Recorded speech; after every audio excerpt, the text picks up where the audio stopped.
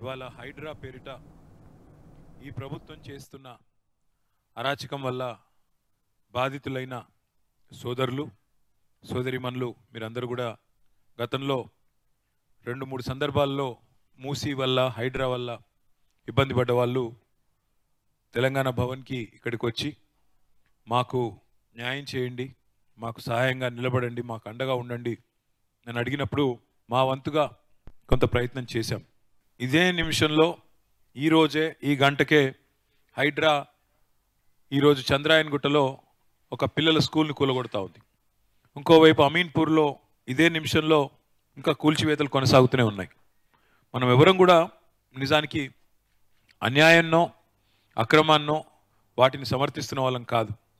కానీ ఒక్కసారి వెనక్కి తిరిగి చూసుకుంటే 10 ఏళ్లలో ఏం జరిగింది అనే విషయం ఒకసారి ఆలోచించుకుంటే కేసీఆర్ గారి 10 ఏళ్ల పరిపాలనలో ఎక్కడ చూసినా మీకు నిర్మాణాలే కనబడతాయి, ఎక్కడ చూసినా కన్స్ట్రక్షన్ కనబడుతుంది. ఒక్క హైదరాబాద్ మహానగర పరిధిలోనే దాదాపు భారతదేశంలో ఎక్కడా లేని విధంగా 1,00,000 డబుల్ బెడ్రూమ్ ఇళ్ళ నిర్మాణాలు చేసుకున్నాం. 1,00,000 డబుల్ బెడ్రూమ్ ఇల్లు అంటే ఒక్కొక్క ఇల్లు దాదాపు 9 లక్షల ఖర్చు. అట్లాగే ఒక్కొక్క ఇల్లు 560 స్క్వేర్ ఫీట్లు అంటే 1,00,000 ఇల్లు అంటే దాదాపు అదే మీకు 56 లక్షల పైచిలకు స్క్వేర్ ఫీట్లు ఓన్లీ 2 BHK ప్రోగ్రాంలోనే మనం కట్టుకున్నాం. రాజధాని నడిబొడ్డున మీకు తెలుసు వైట్ హౌస్నే తలదన్నే విధంగా సెక్రటేరియట్ నిర్మాణం చేసుకున్నాం, సచివాలయ భవనం కట్టుకున్నాం, దానికి డాక్టర్ బాబాసాహెబ్ అంబేద్కర్ గారి పేరు పెట్టుకున్నాం. అట్లాగే ఇన్నోవేషన్ క్యాపిటల్గా చేసుకోవడానికి టీ హబ్ అని పెట్టుకున్నాం, టీ వర్క్స్ అని పెట్టుకున్నాం, వి హబ్ అని పెట్టుకున్నాం, వాటిని కూడా కట్టుకున్నాం. ఈ బిల్డింగ్ పక్కనే తెలంగాణ భవన్ పక్కనే మీరు చూస్తే బయటికి పోయిన తర్వాత అతిపెద్ద భారతదేశంలోనే అతిపెద్ద పోలీస్ కమాండ్ కంట్రోల్ సెంటర్ ఇవాళ రేవంత్ రెడ్డి గారు అక్కడ కూర్చొనే పనిచేస్తూ ఉన్నాడు. కమాండ్ కంట్రోల్ సెంటర్ కూడా ఇంటిగ్రేటెడ్ కమాండ్ కంట్రోల్ సెంటర్ కట్టుకున్నాం. అట్లాగే హైదరాబాద్లో 42 ఫ్లైఓవర్లు, 42 అండర్ పాసులు, ఫ్లైఓవర్లు, బ్రిడ్జిలు, వాయువేగంతో రోడ్లు అవి నిర్మాణం చేసుకున్నాం. ఒక హైదరాబాద్లోనే కాదు, కొత్తగా జిల్లాలు ఏర్పాటు చేసుకొని కొత్త కలెక్టరేట్లు కట్టుకున్నాం. ఊరూరికి మిషన్ భగీరథ పేరిట వాటర్ ట్యాంకులు కట్టుకున్నాం. చివరికి ఫ్లోరైడ్ లాంటి మహమ్మారిని కూడా తరిమేదానికి కృష్ణాలోంచి నీళ్లు తీసుకొచ్చి గోదావరిలోంచి నీళ్లు తీసుకొచ్చి ఇంటింటికి నల్లబెట్టి నీళ్ళు ఇచ్చుకున్నాం. ప్రతి ఊర్లో వాటర్ ట్యాంకులు కట్టుకున్నాం. మరి కరువు నేలగా ఉన్న తెలంగాణ గొంతెండిపోయిన నేలకి నీళ్లు తీసుకొని రావడానికి సాగునీటి ప్రాజెక్టులు కట్టుకున్నాం, భారీ ప్రాజెక్టులు కట్టుకున్నాం. మల్లన్న సాగరు, కొండపోచమ్మ సాగరు, అట్లాగే కాళేశ్వరం లాంటి ప్రాజెక్టులు, ఇటు పాలమూరు రంగారెడ్డి ఎత్తిపోతల పథకంలో భాగంగా కరివెన, వట్టెం, అట్లాగే ఉద్దండాపూర్ రిజర్వాయర్లు, నార్లాపూర్, ఇట్లా ఎన్నో రిజర్వాయర్లు కట్టుకున్నాం. 1-2 కాదు, తెలంగాణ వ్యాప్తంగా ఎటు చూసినా 2014 నుంచి 2023 వరకు నిర్మాణాలే చేసుకున్నాం. ఎక్కడికక్కడ కొత్త కొత్త నిర్మాణాలు చేసుకునే ప్రయత్నం చేసుకున్నాం. ఈ 2 ఏళ్లలో కొత్తగా ఒక్క ఇటుక పెట్టలేదు, కొత్తగా ఒక్క రోడ్డు కట్టలేదు, కొత్తగా ఒక్క నిర్మాణము చేపట్టలేదు. మీకు అందరికీ ముందుగా ఇచ్చే మాట ఒకటే, ఎవరెవరికైతే ఈ ప్రభుత్వం వల్ల తీరని అన్యాయం జరిగిందో మీకు నేను మాటిస్తూ ఉన్నాను, మీ ప్రతి ఒక్కరికి న్యాయం చేసే బాధ్యత నేను తీసుకుంటా అని చెప్పి నేను మీకు విజ్ఞప్తి చేస్తా ఉన్నాను. మీకు పూర్తి స్థాయిలో న్యాయం చేసే బాధ్యత మాది.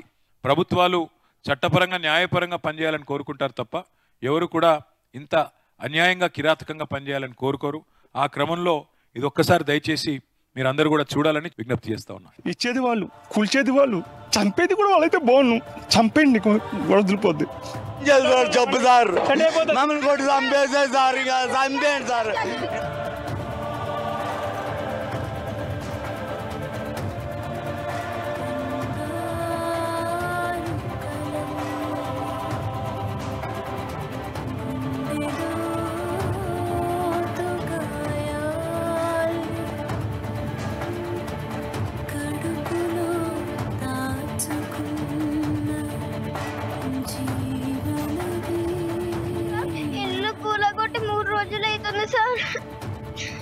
బుక్స్ కూడా బయట పడేసిపోయారు సార్.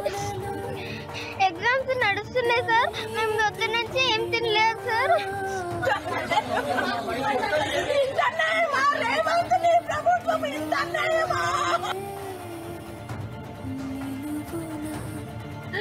ఏం చేస్తారయ్యా మా బాధని. ఉన్నాయి 30 సంవత్సరాల బట్టి నుంచి ఇక్కడ ఉంటున్నాం కదండి. మేము ఎక్కడో వెళ్ళిపోవాలి, ఎక్కడ ఉండాలి చెప్పండి. చిన్న చిన్న పిల్లలు పెట్టుకుని ఉంటున్నాం సార్. బెదిరిస్తున్నారు సార్. మేము ఎక్కడికైనా వెళ్ళిపోవాలి. నా భార్య 29 నెలల కడుపు పెట్టుకోవాలి. నా దగ్గర ఒక్క రూపాయి కూడా లేదు సార్. మరి ఏం చేయాలి?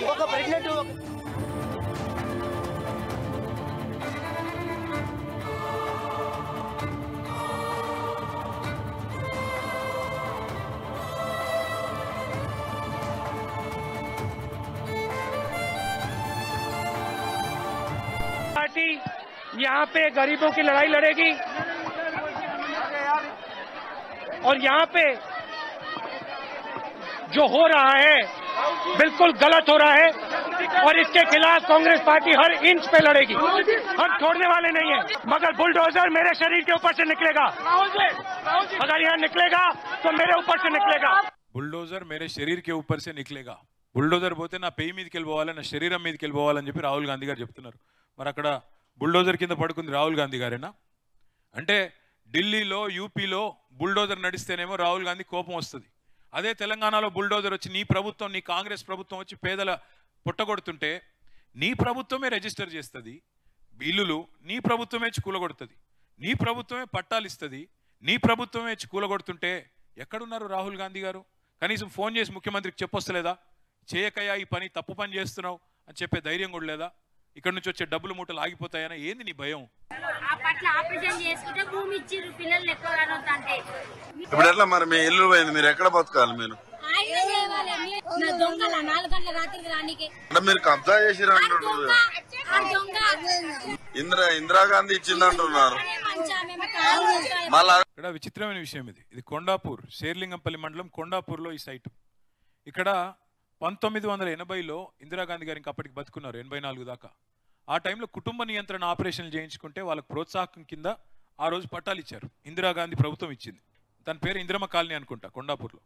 ఇవాళ ఆ ఇందిరమ్మ కాలనీలో ఇందిరమ్మ రాజ్యం అని చెప్పుకునే రేవంత్ రెడ్డి గారి ప్రభుత్వం వాళ్ళందరినీ ఎలగొట్టింది. అక్కడ ఎవరో బిల్డర్ కోసమో పెద్దవాడి కోసమో వాళ్ళందరినీ తరిమేసి ఇందిరాగాంధీ గారు ఇచ్చిన పట్టాలు రద్దు చేసి ఇవాళ వాళ్ళని మెడల్ బట్టి బయటికి నూకితే ఇది వాళ్ళ ఆక్రోషం. హైడ్రా చేసేది కరెక్టే అయితే అర్ధరాత్రులు, అపరాత్రులు, శనివారాలు, ఆదివారాలు ఎందుకు వస్తారండి? నోటీస్ ఎందుకు ఇవ్వరు? నిజంగా నువ్వు న్యాయబద్ధంగా, ధర్మబద్ధంగా నువ్వు చేసే పని కరెక్టే అయితే నోటీస్ ఇవ్వడానికి, ప్రజల దగ్గర ఉన్న కాగితాలు చూడడానికి నీకు వచ్చిన ఇబ్బంది ఏంది? తెలంగాణలో సామెత ఉంది, ఓడ మీద ఉన్నప్పుడు ఓడమల్లన్నా, ఒడ్డుకెక్కినాక బోడమల్లన్నా అని. ఒక్కసారి ఇప్పుడు ముఖ్యమంత్రి రేవంత్ రెడ్డి గారు ఆనాడు ప్రతిపక్షంలో ఉన్నప్పుడు ఏం మాట్లాడారో అది కూడా చూడండి ఒక్కసారి. అయ్యప్ప సొసైటీలో ఉన్న పలంగా రూపాయి జమేసి ఉద్యోగస్తులు 200 గజాలు 400 గజాల కట్టుకుంటే జేసీబీలు పెద్ద పెద్ద మిషన్లు తీసుకెళ్ళి పాపం నేలమట్టం చేసిండు. క్రిమినల్ వేస్ట్, ఇసుక, సిమెంట్, మిగతాయి చట్టంలో ఒకవేళ ఇర్రెగ్యులారిటీ జరిగినా రెగ్యులరైజ్ చేయడానికి చట్టంలో నిబంధన ఉంది. రెగ్యులరైజ్ చేయడానికి you have a certain rules and regulations. Criminal waste గా మొత్తం ఉన్న పలంగా నేలమట్టం చేయాల్సిన అవసరం ఉందా సార్? ప్రతిపక్షంలో ఉన్నప్పుడేమో కూలగొట్టడం తప్పు, కూల్చివేతలు తప్పు, criminal waste of public money, తప్పులైతే రెగ్యులరైజ్ చేయాలి. ఇవన్నీ రేవంత్ రెడ్డి గారు చెప్పింది, నేను చెప్పింది కాదు. ప్రతిపక్షంలో ఉన్నప్పుడు రేవంత్ రెడ్డి గారు స్వయంగా చెప్పిన మాటలు. తప్పు జరిగితే క్రమబద్ధీకరించండి, రెగ్యులరైజ్ చేయండి, నోటీసులు ఇవ్వండి, కూలగట్టకండి. కఠిన నిర్మాణాలు కూలగొడితే ప్రజలు రెక్కలు ముక్కలు చేసుకొని సంపాదించిన డబ్బులు వృధా అవుతాయి. ఇది నేను చెప్తున్న మాటలు కాదు, ఇంకోటో చెప్తున్న మాటలు కాదు. ఇవాళ ముఖ్యమంత్రిగా ఉన్న రేవంత్ రెడ్డి గారు ప్రతిపక్షంలో చెప్పిన మాటలు. నేను మీకు ఒక మాట మాత్రం మళ్ళీ ఇస్తున్నా, ఈ ప్రభుత్వం నాకు తెలిసి న్యాయం చేస్తుంది అనే విశ్వాసం నాకైతే లేదు. ఎందుకంటే కూలగొట్టిందే వాళ్ళు, అన్యాయం చేసిందే వాళ్ళు. ఎక్కువ రోజులేమీ లేదు, కేవలం 500 రోజుల్లో తిరిగి కేసీఆర్ గారి ప్రభుత్వం ఈ రాష్ట్రంలో వస్తుంది. మీకు న్యాయం చేసే బాధ్యత మాది. లేనివాడికి రోజు అవమానం, ఉన్నవాడికి ఒక తీరు, లేనివాడికి మరొక తీరు. ఇది ఈ ప్రభుత్వం యొక్క పనితీరు. ఒక ఇంటి గృహప్రవేశం జరిగి ఇంకా వారం రోజులు కాలేదు, మరి జేసీబీ వచ్చి ఇంకా జస్ట్ గుమ్మడికాయ కొట్టి వారం రోజులు కాలేదు. జేసీబీ వచ్చి, బుల్డోజర్ వచ్చి వాళ్ళ ఇల్లు నేలమట్టం చేస్తే, కూల్చేస్తే ఆ కుటుంబం పరిస్థితి ఏంటి ఆలోచించండి. ఒక జీవితకాలం కష్టపడి పొదుపు చేసి పైసా కూడబెట్టి ఇల్లు కట్టుకుంటే దాన్ని హైడ్రా పేరుతో మరి కూల్చి పారేస్తుంటే, ప్రెగ్నెంట్ మహిళ అని కూడా చూడకుండా లాగి పారేస్తే, ఈడిచి పారేస్తే వాళ్ళ పరిస్థితి ఏంది ఆలోచించండి. హైడ్రా సృష్టించిన ఈ వలయానికి, విలయానికి తన చుట్టూ ఏం జరుగుతుందో తెలవక ఒక 6 ఏళ్ల పాప, సార్ మూడు రోజుల నుంచి తిండి లేదు అని చెప్పి ఏడుస్తుంటే కనీసం పుస్తకాలు కూడా తీసుకొని ఇవ్వకుండా వాళ్ళ ఇల్లు కూల్చింది ఈ హైడ్రా. పేదవాడికి ఒకలాగా ఉన్నవాడికి ఇంకోలాగా నేను ఉత్తగానే అంటలేను.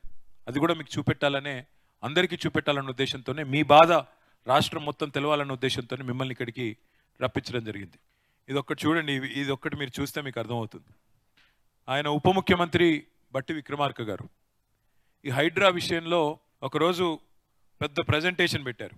ఎంతమంది అధికారులను కూర్చోబెట్టుకొని మేము చేస్తున్నది ఏదో చాలా గొప్ప పని అన్నట్టుగా ప్రజెంటేషన్ ఇచ్చారు. ఇంత పెద్ద మీటింగ్ పెట్టి, అంత పెద్ద స్క్రీన్ పెట్టి ఒక 15-20 పేర్లు చెప్పారు ఆయన. అర్ధగంట లోపల 15-20 ప్రాజెక్టులు అక్రమం అన్నట్టుగా, అదేదో చెరువుల్లో కట్టినారన్నట్టుగా ఇష్టం వచ్చినట్టుగా మాట్లాడారు. ఇవాళ మరి ఏం జరిగింది?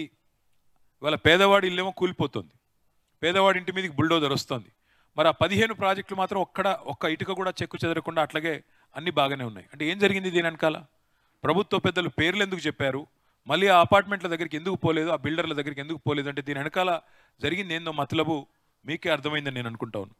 నిజంగానే కాంగ్రెస్ది ప్రజాపాలన అయితే, నిజంగానే ఈ ప్రభుత్వానికి చిత్తశుద్ధి ఉంటే, చిన్న పెద్ద అనే తేడా లేకపోతే పెద్దవాళ్ళని ఎందుకు ముట్టలేదు, పెద్దవాళ్ళని ఎందుకు కనీసం మీరు శిక్ష వేయలేదు, కనీసం వారికి ఎందుకు నోటీసులు అన్నా ఇవ్వలేదు బట్టి విక్రమార్క గారు కానీ ప్రభుత్వంలో ఉండే పెద్దలు కానీ చెప్పే పరిస్థితి ఉందా? నిజంగానే హైడ్రా చేసేది మంచి అయితే మరి వాళ్ళు నిజంగానే సమాధానం చెప్పగలుగుతారా మీకు? అట్లాగే ఆ బిల్డర్లు ఏదైతే పెద్ద పెద్ద పేర్లు చెప్పారో వాళ్ళకి మరి చెప్పగలుగుతారా? ఇంకోటి, నిజంగా హైడ్రా చేసేది మంచి అయితే ఇట్లా 5 స్టార్ హోటళ్లలో మీటింగులు పెట్టి 5 స్టార్ హోటళ్లలో రియల్ ఎస్టేట్ వాళ్ళతో డీలింగులు చేయాల్సిన అవసరం ఉంటుందా? అంటే దీని వెనకాల ఏం జరిగింటది ఆలోచించమని చెప్పి నేను కోరుతా ఉన్నా. చూద్దాం వాళ్ళ అధికారులు ఏం మాట్లాడుతున్నారో ఒక్కసారి చూద్దాం. హైడ్రా కమిషనర్ గారిది పెట్టండి. ఏంటి అసలు హైడ్రా పెద్దల వైపా పేదల వైపా? ఇక్కడేనండి, దీన్ని కొన్ని మనం చాలా స్పష్టంగా చూడాలి. మేము చేసిన అన్ని డెమాలిషన్స్ లో పేదవాళ్ళు ఎవరు లేరు, అన్ని పెద్దవాళ్ళే.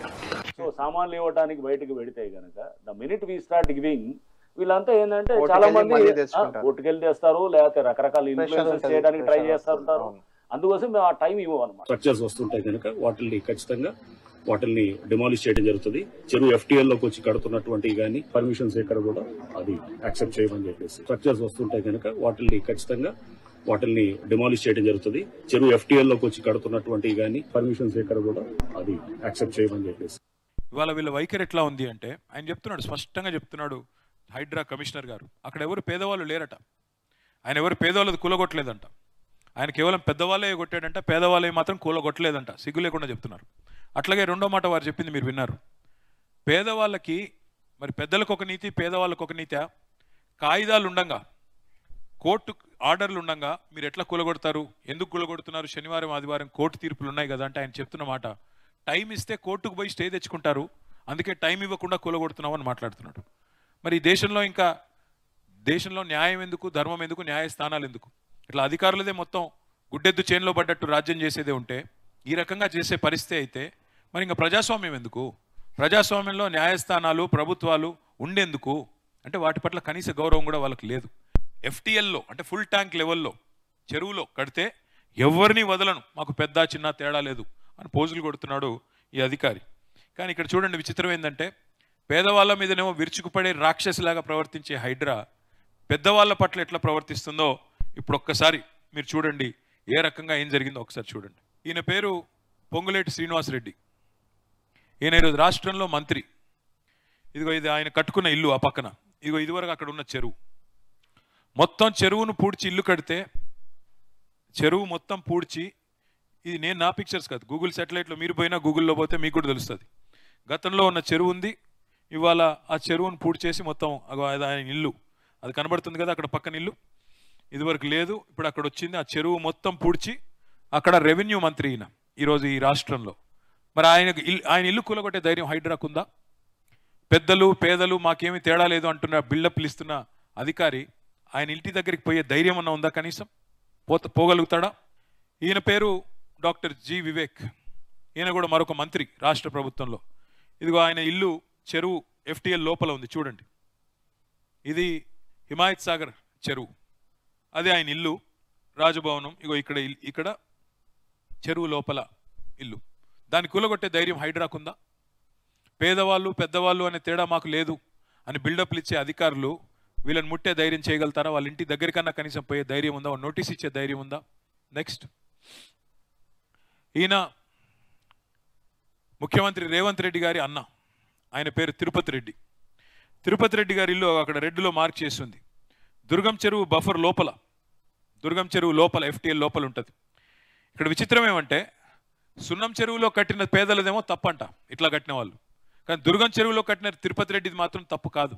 సున్నం చెరువులో ఉండే పేదవాడికి టైం ఇవ్వరంట, కానీ దుర్గం చెరువులో ఉండే ఆ రాజప్రసాదానికి మాత్రం, తిరుపతి రెడ్డి గారికి ఆయనకి మాత్రం టైం ఇచ్చి ఆయన కోర్టుకు పోయేటట్టు చేసి కోర్టు ద్వారా స్టే తెచ్చుకొని, ఇవాళ ఏమైందయ్యా అంటే కోర్టు స్టే ఉంది, మేమేం చేయాలా? ముఖ్యమంత్రి సోదరుడు కదా, కాబట్టి ఆయన్ని ముట్టే ధైర్యం వాళ్ళకి లేదు. చెరువు మధ్యలో అది ఆ గెస్ట్ హౌస్ ఎవరిది? ఇది పట్నం మహేందర్ రెడ్డి, ఈరోజు శాసన మండలిలో ప్రభుత్వ చీఫ్ విప్.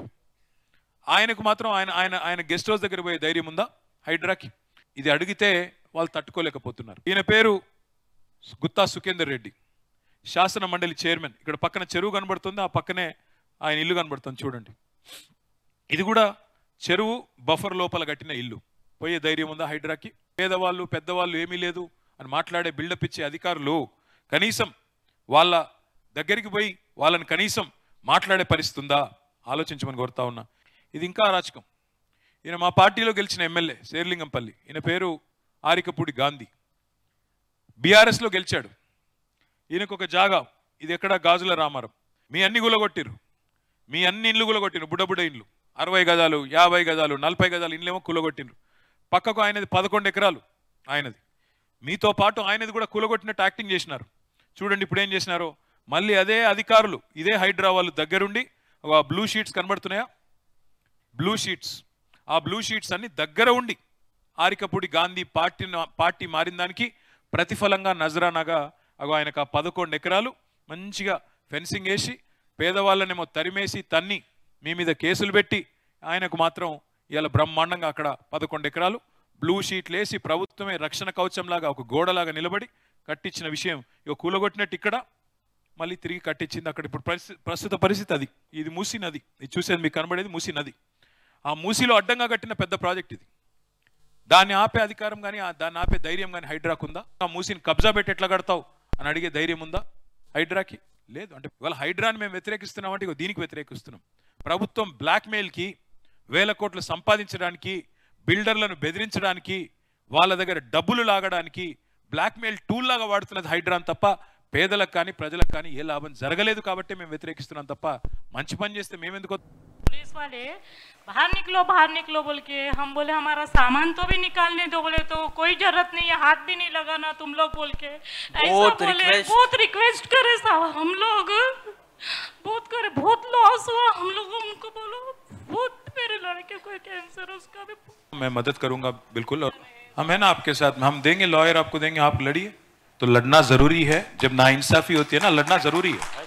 नहीं लड़ेंगे तो कैसा? आप जैसे बाकी लोग रहेंगे। बोले जैसा साहब नाइंसाफी है, हर चीज रखने के बाद में, हर पेपर रखने के बाद में वो, और ऐसी अभी इमेज बन गई मार्केट में कि हम लोग कोई इलीगल लैंड पे जाके बिजनेस करे, हम लोग कोई लैंड ग्रैबर है, हम लोग जाके वहाँ पे बिजनेस करे, वैसी इमेज हम लोग की बने हुई। ये तो चोर है, इन्होंने लैंड ग्रैबिंग करके। इसीलिए लड़ना चाहिए, दाग जब लगती है ना इसीलिए लड़ना चाहिए, हक के लिए लड़ना चाहिए, इंसाफ के लिए लड़ना चाहिए। गलत नहीं कर रहे आप लोग। तो मैं आपको पूरा लीगल सपोर्ट दूंगा, आप लड़िए जरूर। मैं आपको पूरा टीम दूंगा, आप लड़िए, हम लड़ेंगे आपके साथ, डरो मत। हम है ना, मैं आपके बच्चों के साथ ठहरूंगा अम्मा, मैं लड़ूंगा उनके साथ, इंसाफ के लिए लड़ूंगा, हक के लिए लड़ूंगा, बेफिक्र रहिए आप। వెంకటమ్మ జీహెచ్ఎంసీ కార్మికురాలు. అదే జీహెచ్ఎంసీ కూలగొడితే బాధితురాలిగా మిగిలిన నిర్భాగ్యురాలు. అప్పో సప్పో చేసి చిన్న రేకుల ఇల్లు కట్టుకుంది. ఆ ఇంటిని కూడా నిర్దాక్షిణ్యంగా కూల్చేసింది హైడ్రా. రేవంత్ సర్కార్ ఆదేశాలతో పోలీసులు అరాచకం సృష్టించారు. ఇల్లు కూలగొట్టద్దని కన్నీళ్లు పెట్టుకున్న వెంకటమ్మను బరాబరా ఈడ్చుకుంటూ వ్యానులోకి ఎక్కించారు. గొడ్డును బాదినట్టు బాదారు. దీంతో ఆమెకు ఫిట్స్ వచ్చి చేతికి దెబ్బలు తగిలాయి. ఆ పుండ్లు ఇప్పటికీ మానలేదు. వెంకటమ్మ బాధ విని చెల్లించిపోయిన కేటీఆర్ అండగా ఉంటానని అభయమిచ్చారు. చికిత్స కూడా చేయిస్తానని చెప్పి గొప్ప మనసును చాటుకున్నారు. సార్ ఆ రోజు పెత్తరమాస రోజు పువ్వులు తెచ్చుకోనికి ఇళ్ళకి వెళ్ళి బయటకు వెళ్ళి పువ్వు తెచ్చుకోనికి అసలు పెత్తరమాసాన్ని చూడకుండా గిట ఇళ్ళకి తాళాలు ఎందుకున్నాయి, ఎందుకు లేరు మనుషులని మొత్తం ఎక్కడిదక్కడ నేల మట్టం చేసేసి సార్